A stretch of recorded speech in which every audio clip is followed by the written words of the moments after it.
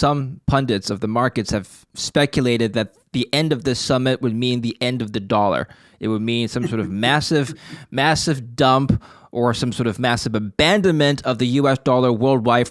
I'm not seeing signs of the DXY reflecting that thesis. Is that something that is of concern to you? No. What's of concern to me is that those people, and we were making fun of them when they said it, and we were making fun of them and saying, oh, let's see if they have the ethics to come out after 22, 24 August and apologize for saying such stupid things, because it was ridiculous to say that. And they were clearly just trying to scare investors into buying gold and silver because the dollar is going to collapse on August 22nd. Key highlights of the BRICS Summit this week included an expansion of their organization to include other key member countries. We'll be discussing what this means for the global macroeconomic landscape, the world order, as people like to call it, and potentially the dollar. We're now speaking with Jeff Christian, managing partner of the CPM Group, and we're speaking ahead of the Jackson Hole speech that Jerome Powell will be giving on Friday, so that's important to unpack as well. We'll go over all those points with Jeff. Thank you for coming back on the show. Appreciate it. Well, David, thank you for having me back on the show. The CPM Group is also working on some important research regarding Jackson Hole, as well as a new metal service that you will be telling us a little bit about towards the end of the interview. We'll like to learn a bit more about that. But first, let's talk about what happened with the BRICS Summit this week. So I'll just read you a paragraph from a Financial Times article. The 5 BRICS nations have invited Argentina, Egypt, Ethiopia, Iran, Saudi Arabia, and the United Arab Emirates to join their emerging market group, South African president said on Thursday. The countries will join the BRICS bloc made up of Brazil, Russia, India, China, and South Africa at the start of the next year as the first phase of the expansion process, quote unquote, for the forum. So what does this mean for the so-called world order, as everyone's talking about? Is this the end of the dollar? Actually, I'm looking at the DXY. It went up today, so apparently not in the short term, but I'll let you unpack that. Well, let's start with the dollar. The dollar went up today because interest rates are higher. It has nothing to do really with what went on in Johannesburg. In terms of the BRIC and its place in the world, there's a lot to cover, and I'll try to be brief. First off, let's start with what the BRICS are. BRIC, B-R-I-C, was created in 2001 as a marketing device for Goldman Sachs.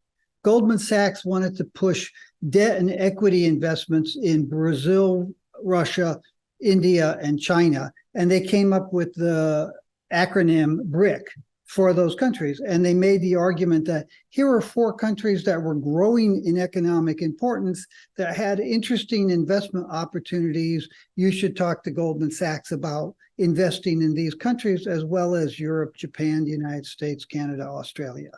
So the BRIC, and then they added South Africa about 6 years later. The BRICS is nothing more than a Wall Street marketing group. Now, putting it into a historical context, it is important because these are 4 countries that are very important, or 5 countries now, that are very important to the world economy. And they have been abused, this is probably the right term, by the major industrialized countries. There has been a desire for increased participation in the IMF, the World Bank, and the United Nations in international and intergovernmental affairs in general on the part of countries that aren't in Europe, Japan, and the United States. And the United States and European governments, by and large, have paid lip service to this, but have done nothing for a real reform. Those organizations were created when the United States was 45% or more of world GDP in the immediate aftermath of World War II. And as the world has changed over the last 80 some odd years, you've seen other countries become more important economically, politically, socially, and they've wanted a bigger say in world affairs. And the United States and Europe have blocked them. So you have this impetus away from it. Now, there is a historical precedent, and that historical precedent is here today. And it actually has a lot to say about the expansion that the BRICS announced today. That is called the non-aligned movement.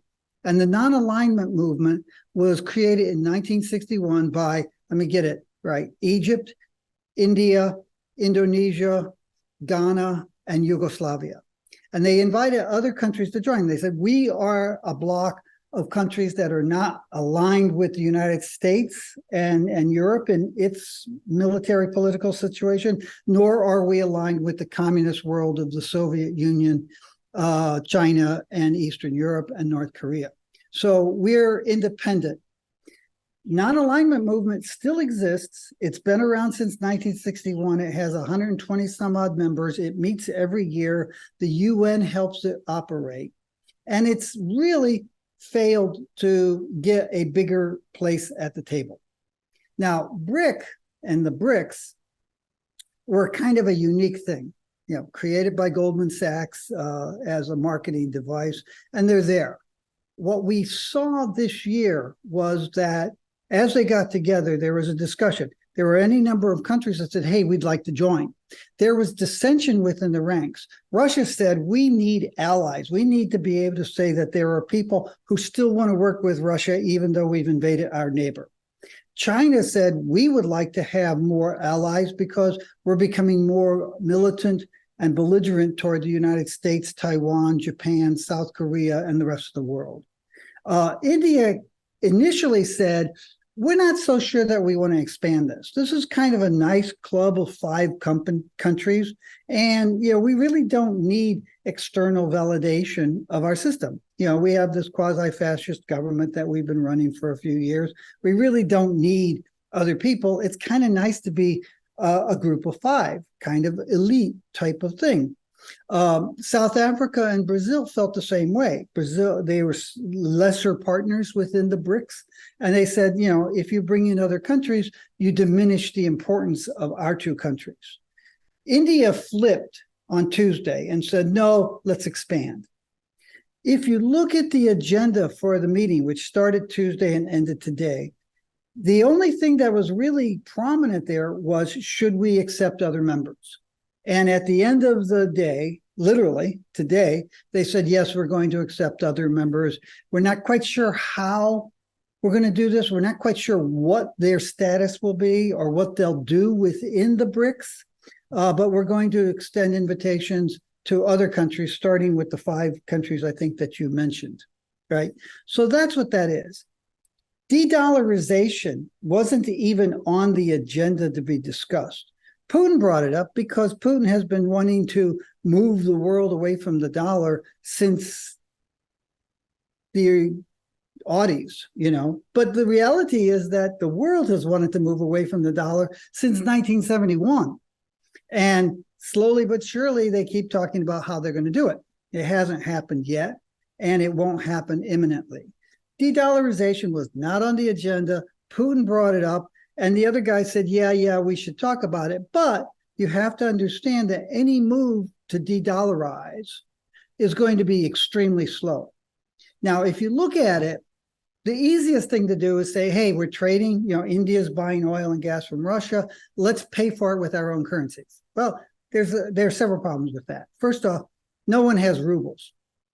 Russia is the only country that hasn't. No other country has rubles as part of their foreign exchange reserves.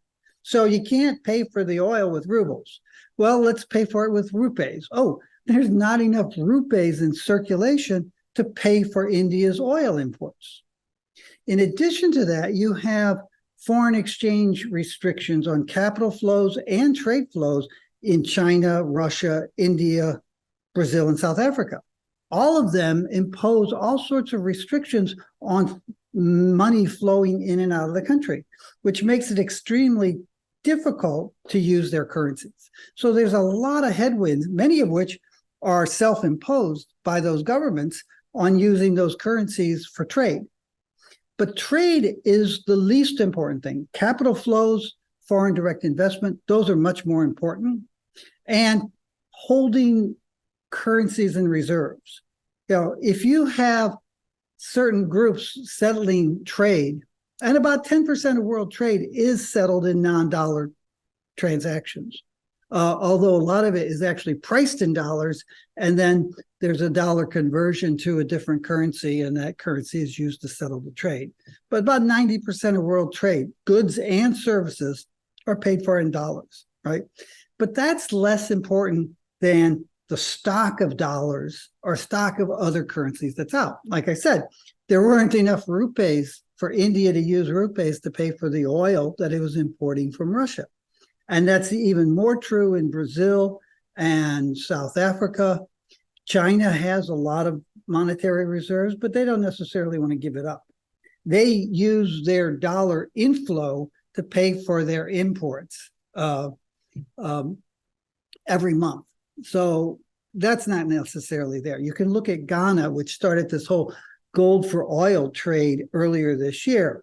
They did that not because they wanted to move away from the dollar. They did it because they didn't have enough dollars in their foreign exchange reserves to pay for their diesel and gasoline imports. So what's really important in terms of the value of a currency is the stock of that currency. And when you have 60% of the world's monetary reserves in US dollars, and the next largest is the euro at 20%, and then 5% in the yen and 5% in the pound and 10% in everybody else's currencies except Russia, because no one has Russian rubles in their currency reserves. And you look at 70 to 80% of private financial wealth held in US dollars. That's where that's the basis of the value of the dollar. So moving away from the dollar on a trade settlement basis is perhaps the easiest thing to do, but it's not easy. But even more important, it's far less important to the value of those currencies. So that's a lot.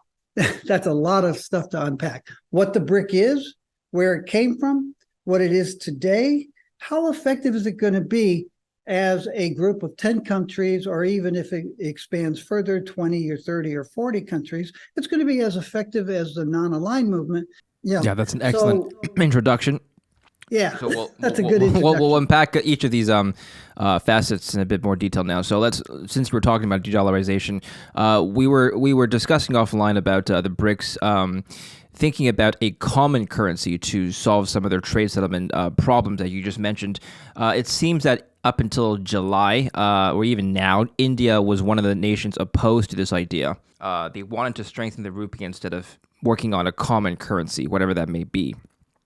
Have you looked into why, first of all, why they need a common currency to settle trade in? And second, what this could be, suppose all members were on board? Well, the big question is what is a common currency? Who would control it? Who would decide how many units to make available in the world?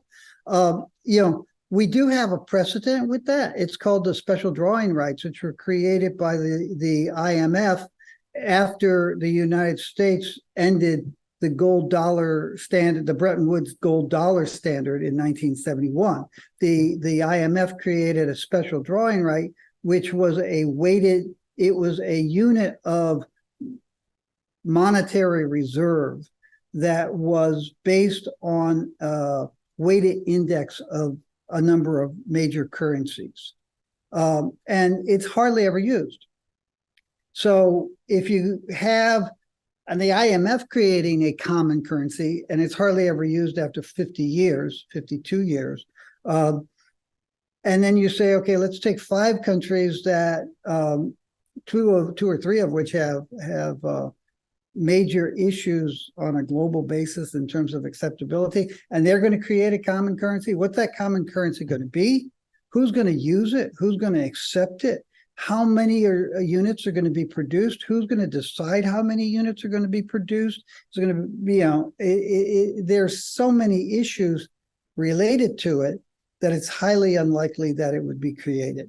What would be, hypothetically, the hurdles to creating a common currency like the euro, whereby each member state were to give up control of their own monetary policy in lieu of a common currency and a common central bank like the ECB for BRICS? Right. Yeah. what they have been talking about is not giving up their own currencies. They're talking about continuing to have their national currencies, but have something separate. And when I say they, I have to, let's put a list together of people who are actually talking about this. It's Putin. It's not the Russian central bank. They're not particularly interested. And a couple nationalists in India. South Africa, Brazil, China, they're not interested in it.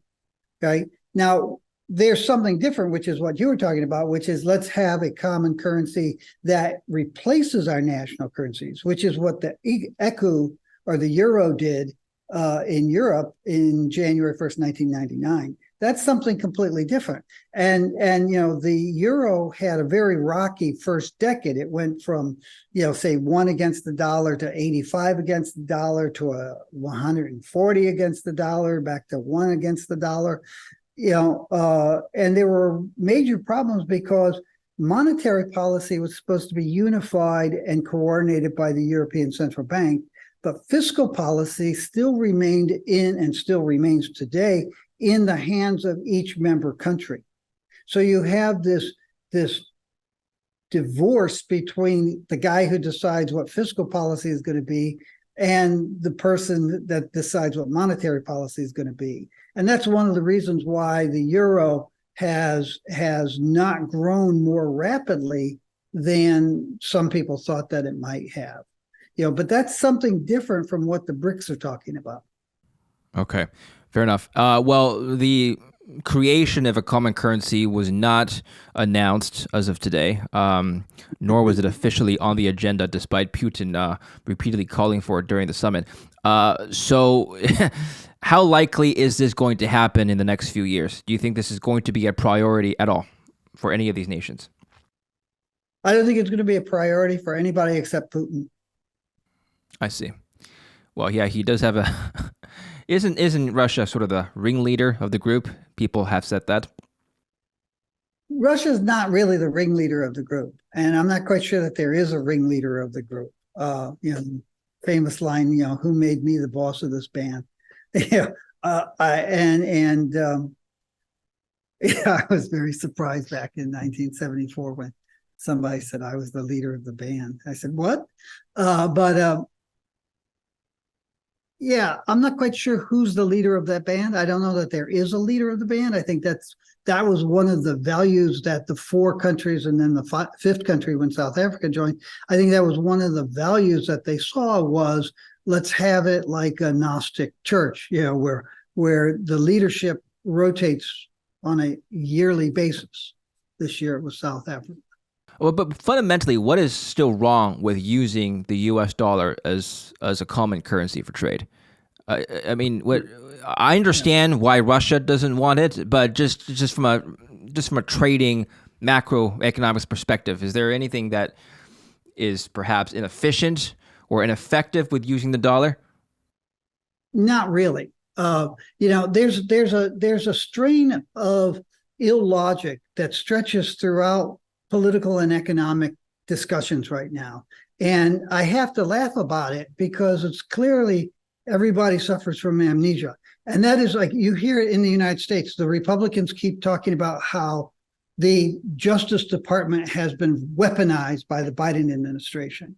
And having grown up in the 60s and 70s and having had the FBI look into my political leanings in the late 60s, early 70s, I have to say, anybody who thinks the Justice Department has recently been weaponized, A, never read any books about J. Edgar Hoover in the 30s, 40s, 50s, 60s, and B, didn't live through the 50s, 60s, and 70s. Justice Department has always been a weapon of the government, And similarly, having a de facto reserve currency that's used to settle trade has also been kind of universal over history. Right now, it's the dollar. And there's this enormous base of the dollar.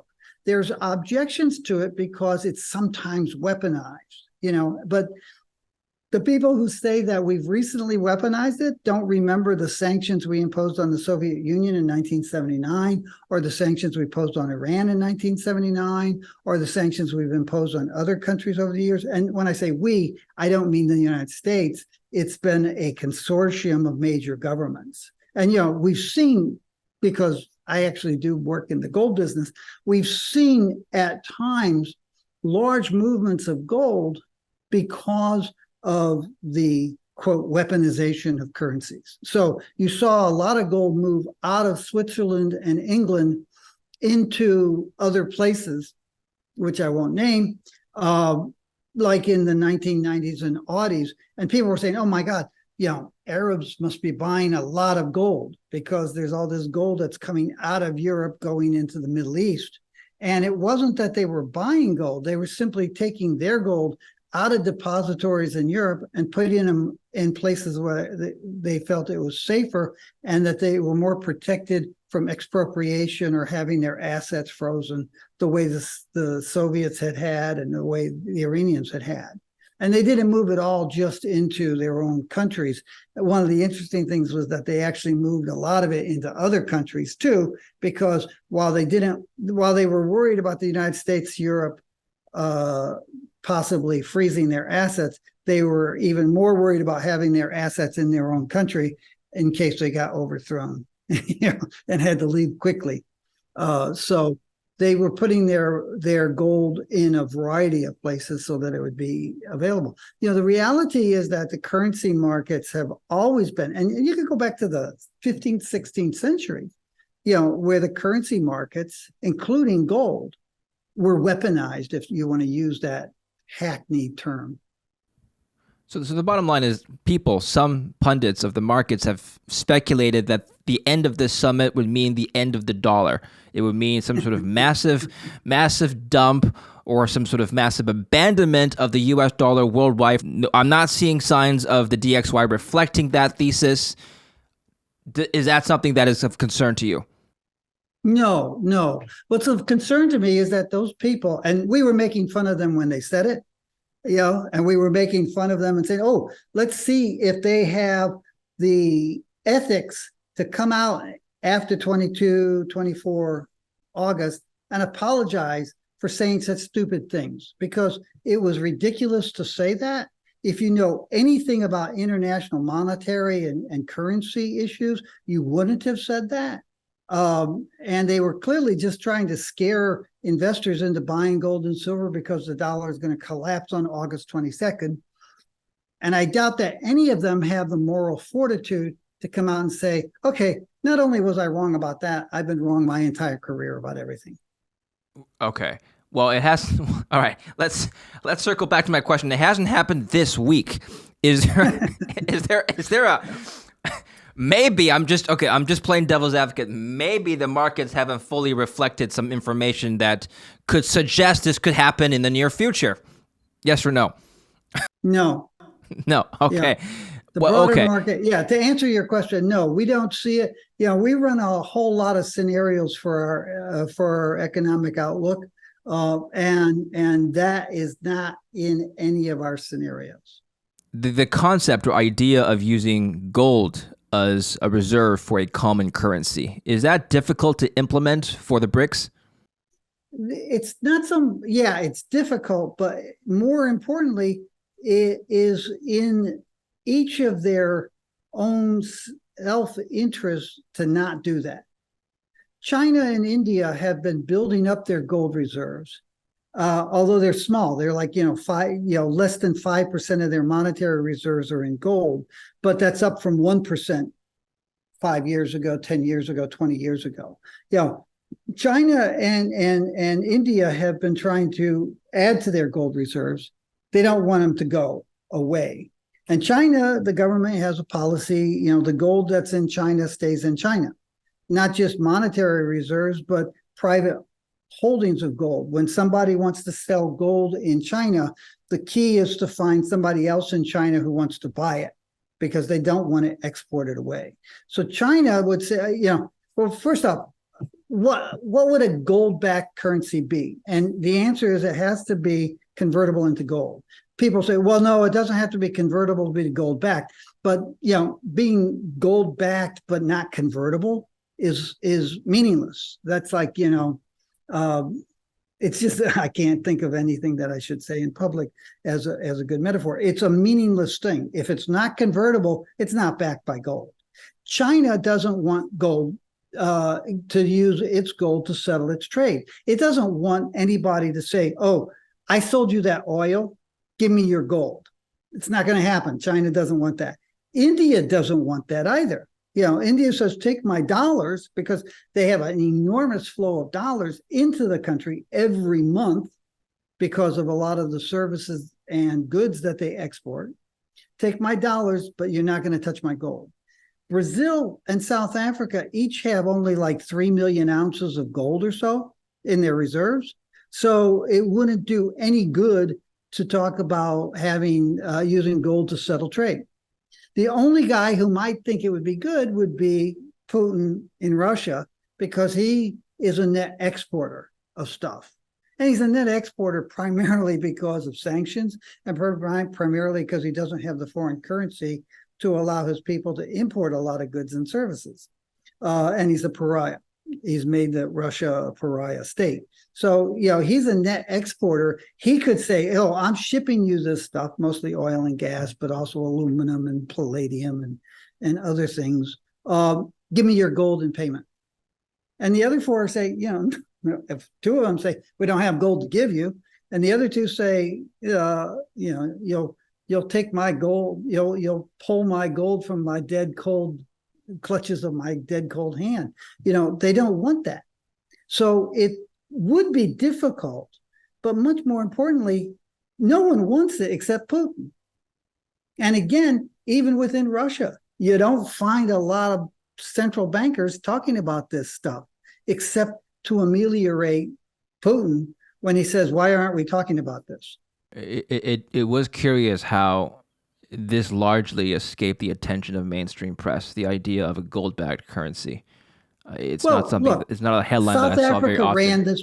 South Africa ran this meeting, and South Africa, Brazil, India, and China have no interest in focusing on de-dollarization.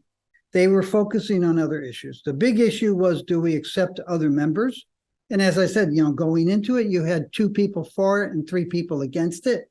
And something happened that Modi switched gears and said, "No, let's expand." That was the big issue they wanted to focus on. They had no interest in talking about gold-backed currencies, gold-backed trade settlements, de-dollarization.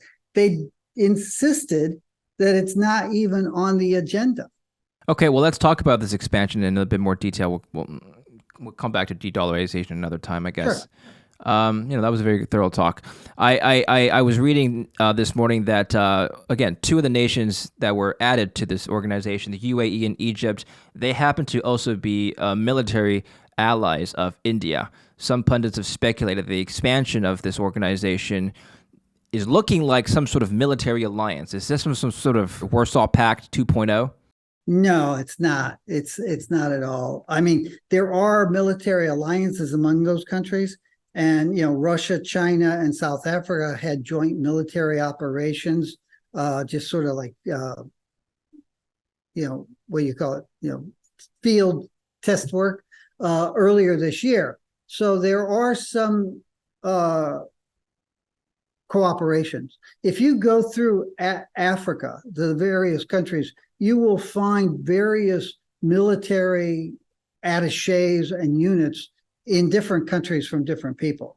And one of the interesting things about gold, just by the way, is on the weekend, a plane with some ex-military people from Egypt landed in Zambia with $5.7 million in US dollars.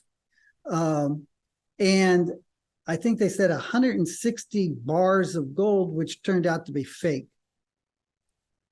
So, and the idea of military people from Egypt landing in Zambia on a private jet didn't stand out because there are joint military cooperation agreements throughout the Union of Africa, the United African Nations.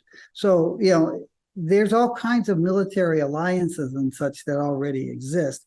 And the idea of a firmer one that includes the UAE, Egypt, and India, it's a non-event. All right, no threat to military world order there. you're going back to the BRICS and talking about its effectiveness as a political alignment group. India and China have had a border war since 1962 that they haven't been able to resolve. Two rural areas where their borders meet, one in the Northwest Frontier Administration and one in the Northeast Frontier Administration. And China basically said, this is our land in 1962. The Indian government fought them back, and they've been at a standstill, and they have had no resolution of that dispute since 1962. So when you start talking about these countries being, brothers that cooperate, they're brothers that fight over the toys in the box. Well, BRICS aside, what is your view on the U.S. dollar, factoring in other more domestic forces, shall we say? Yeah. Well, if you look at it, over the last several months, as the gold snake oil salesmen have been saying that the dollar is going to collapse or it's going to be replaced by August 24th, as that's been said, the dollar has risen, and it's risen pretty healthfully. Now, why has the dollar risen? Well, for a couple of reasons. One is that U.S. interest rates have been rising, but the other thing is that the U.S. stock market's been doing very well. And if you look at the S&P, I think the Dow Jones is probably within 5% of its late 2021 record, and the S&P is not that close, but it's been relatively strong. Investors around the world have said, where do I put my money? There's an enormous amount of money that has been sitting in cash, earning nothing for a long time. And investors around the world keep saying, where can I earn something? And where you can earn something now is 1-year treasuries. Yeah, 1-year treasuries are 5.3% right now. 2-year treasuries, I think, are 4.2. So you really want to be in that area. So we have seen a tremendous amount of demand for US dollars from investors around the world who either want to buy US treasuries or want to buy into the US stock market. And I don't think I talked to you about it last time that we spoke, but there was all this talk about China dumping. It's very funny. I saw a headline the other day that said one of these guys was saying that China had dumped $500 billion of U.S. treasuries. China at its peak only had like $140 billion in U.S. treasuries. So it, didn't sell 5 times what it had. If you look at U.S. treasuries prior to this year, you had about $1 trillion of U.S. treasuries sold, and 700 billion of that was sold within the United States by U.S. domiciled investors. Yeah, 300 billion was sold by overseas holdings, and maybe half of that was actually U.S. investors holding money offshore for tax reasons. So you had a lot of people who had money in cash, 3-month treasuries, 9-month treasuries, and they were getting rid of that stuff because they had locked in 25 basis points, and all of a sudden they could earn 2% or 4%, or now you can earn 5.3%. So you saw liquidation of these short-term holdings that had low interest rates, and now you're seeing rebuilding of those positions at higher rates. And the fact that it's accelerated over the last month or so tells you that savvy financial investors see us at being close to, if not at, the peak for U.S. interest rates. Yeah, they're willing to give up the last 25 bip move on some of their holdings, or 50 bips if there's 2 increases yet to come, because they think that we're getting close to the peak. Does that explain why treasuries have been selling off and the yield on the 10-year has been rising to the highest level since 2007? Yeah. No, I mean, the interest rates are rising for a variety of reasons. Investors are following the interest rate increase by reinvesting at higher rates than they were investing when treasuries were 1% for 10 years. By the way, does the rise in the 10-year, does that signal optimism in economic growth? Well, I think the fact that the 1 year rate is about a 1% higher than the 10-year rate. Let me see if I can grab that quickly while we're talking. Yeah, I'm just looking. 3-month treasuries are 5.3, 10 years are 4.2. So you've got more than a 1% spread between short-term rates and long-term rates. The fact that it's 4.2 suggests that the collective wisdom of the financial markets is that the world's not going to collapse. The United States economy is not going to collapse. The U.S. Treasury is not going to collapse. But the fact that the short-term rates are higher than the long-term rates tells you that the view is that we probably will see lower economic activity at some point over the next 10 years. The yield curve, just on that note, the yield curve, the 10-year minus the 2-year, has actually been re-inverting. Now, Right. Historically, that pattern was followed by an official recession. So people are watching this as a sign that perhaps a re-inversion back to zero could signal a recession pretty soon.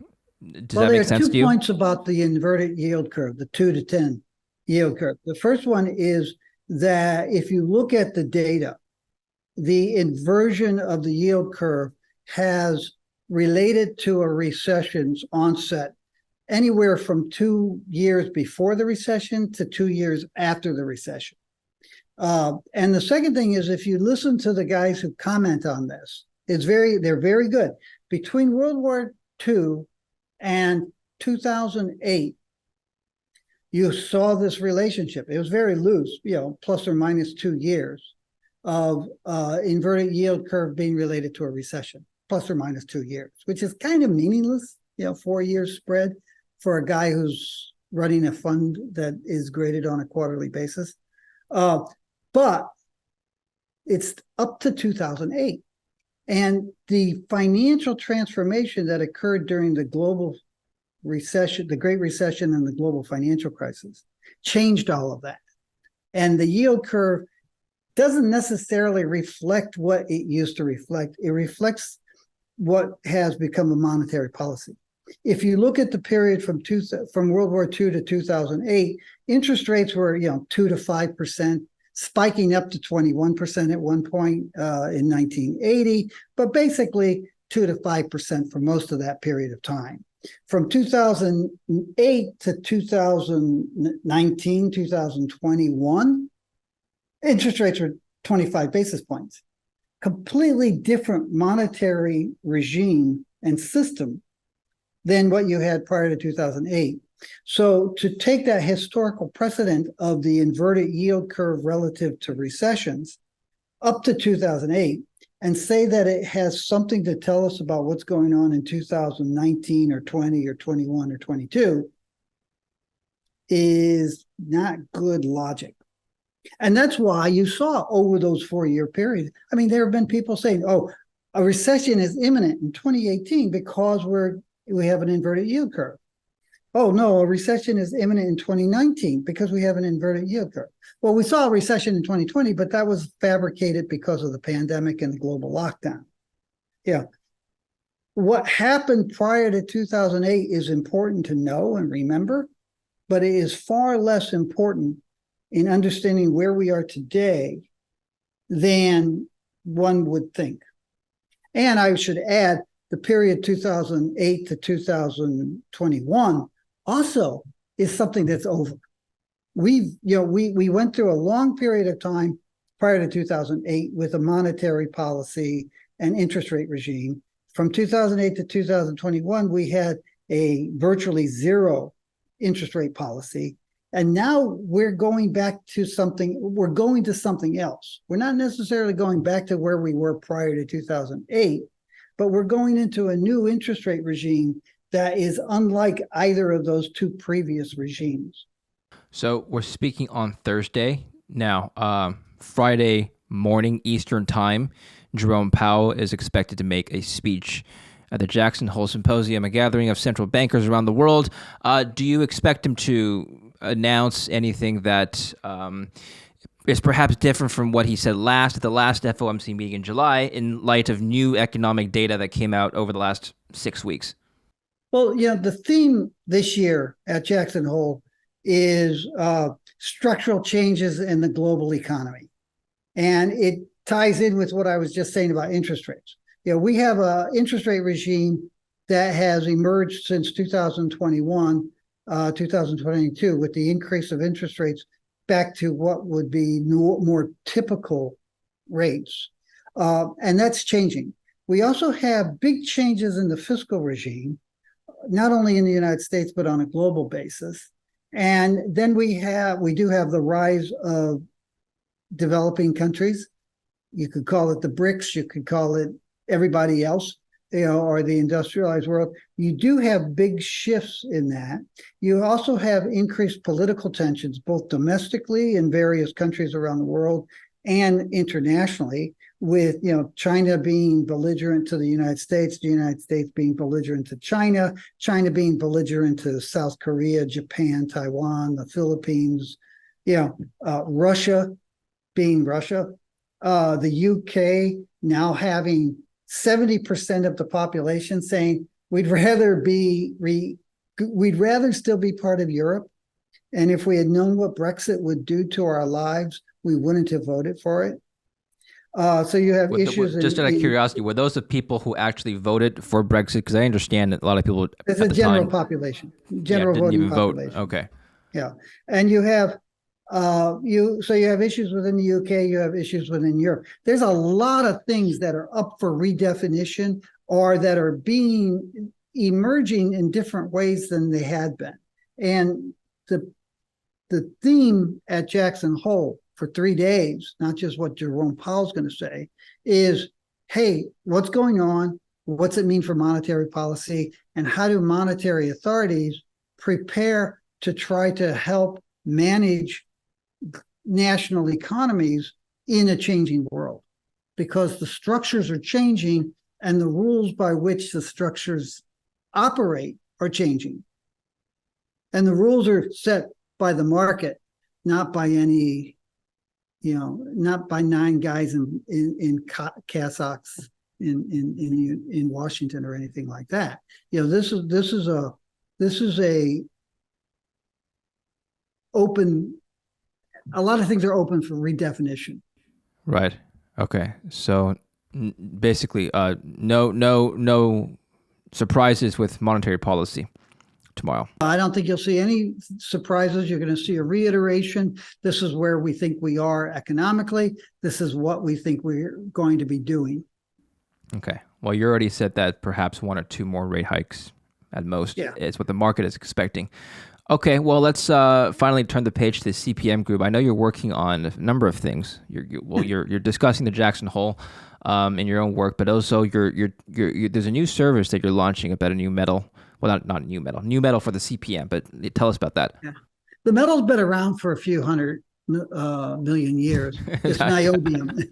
It's niobium, and niobium is like many other metals that we follow. Like manganese. Niobium has been heavily used in specialty steels as an alloy for decades, but it also has applications in semiconductors and other electronic and chemical processes and other types of metal alloys. So that's the kind of market that we like high purity manganese sulfate is another metal that we've been following. It's a chemical, actually, since 2010. Manganese is used primarily as a ferroalloy, making steels. So is molybdenum. But you have these, 1% growing to 5%, growing to 10% of manganese that's going to be used in high purity manganese sulfate for lithium ion batteries, replacing the high purity cobalt sulfate because there's not enough cobalt, but there is manganese.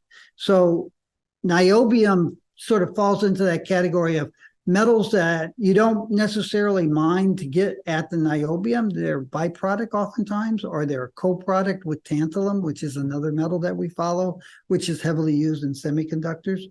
And it's a specialty metal with growing uses. and very opaque market, very few limited number of suppliers and consumers. It's the kind of market that we like. Well, let's follow up more of that. I'm just curious as to what the applications are. You said there's growing number of uses. Are you alluding to the EV space, semiconductors, batteries, all of the above? None. Yeah, it's used in super alloys, superconductors, semiconductors, various electronic applications, and I think there are also some uses in lithium-ion batteries. Okay, very good. All right. Is this a liquid market, by the way, niobium? No, it's No. Okay. it's it's not traded on any exchange. It's not really suitable for investors per se. Investors can invest in companies that produce it or use it, and stuff like that. All right. Excellent. Thank you very much, Jeff. We'll put a link to the CPM Group Sure. down below, so make sure to click on that and check out their work. I appreciate it. Thank you, Jeff, for your time today. Always a pleasure. Thanks. And thank you for watching. Don't forget to subscribe.